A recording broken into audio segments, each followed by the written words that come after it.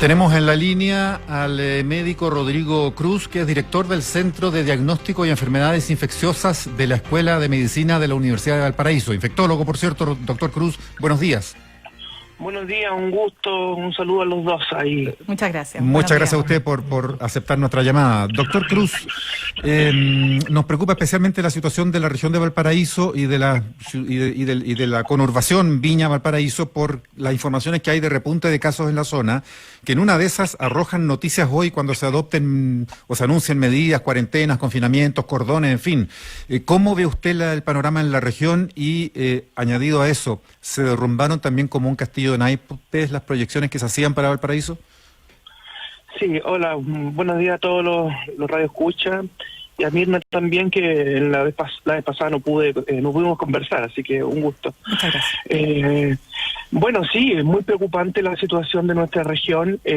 Ya francamente somos la segunda región después de la región metropolitana que presenta más casos en nuestro país y preocupantemente además han ido aumentando la ocupación de las camas críticas de los distintos hospitales de nuestra región, ya llegando a un nivel crítico.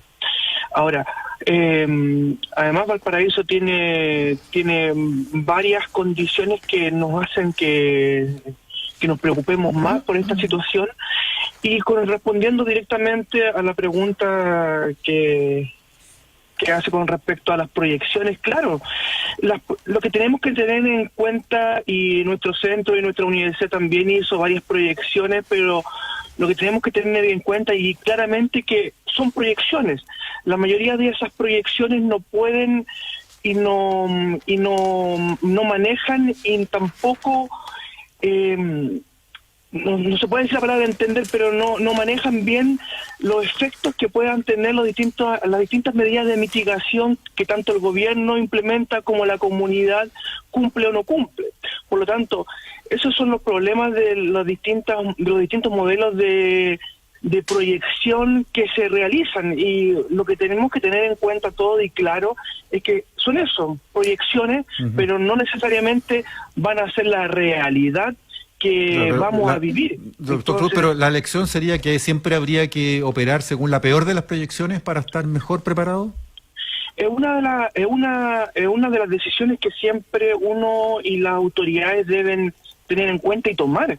Claro, yo creo que en un momento, al principio, todos y el gobierno también operó con la peor de las proyecciones. De hecho, si nos recordamos, la primera parte de la pandemia, Chile lo controló bastante bien.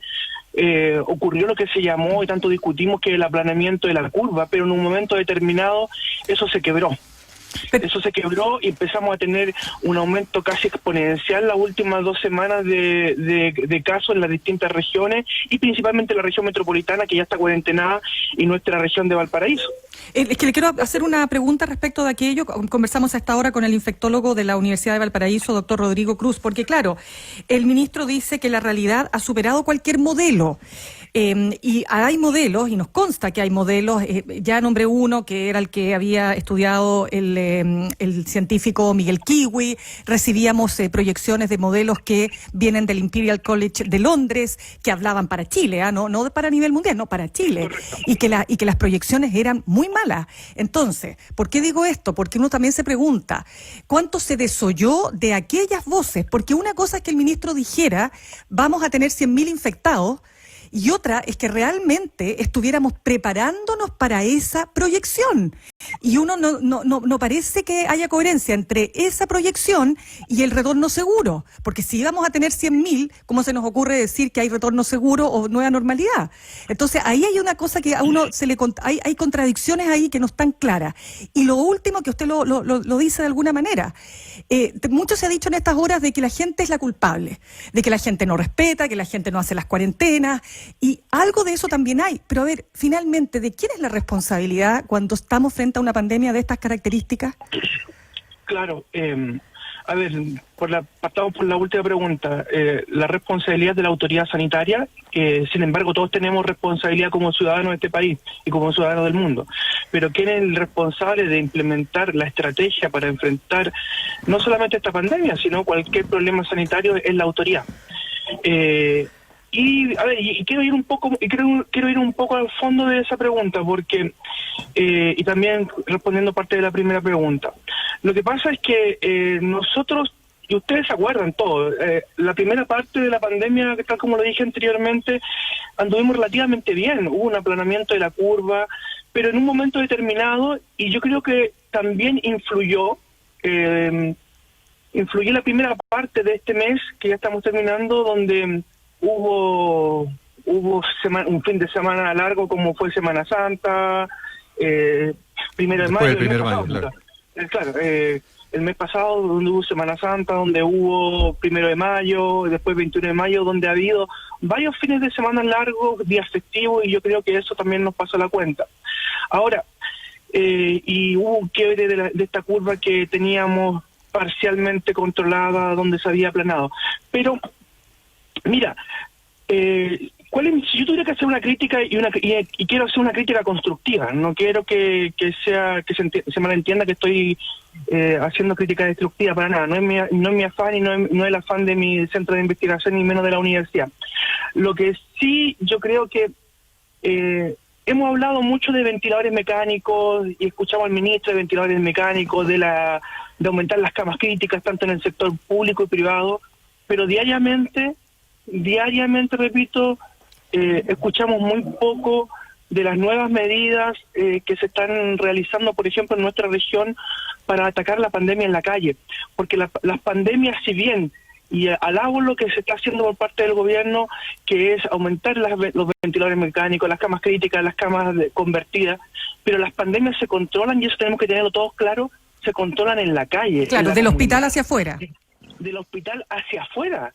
Si no sacamos nada con llegar y aumentar a 20.000 camas críticas si no controlamos la pandemia en la calle, porque si no, vamos a ocupar esas 20.000 camas y nos van a sobrepasar.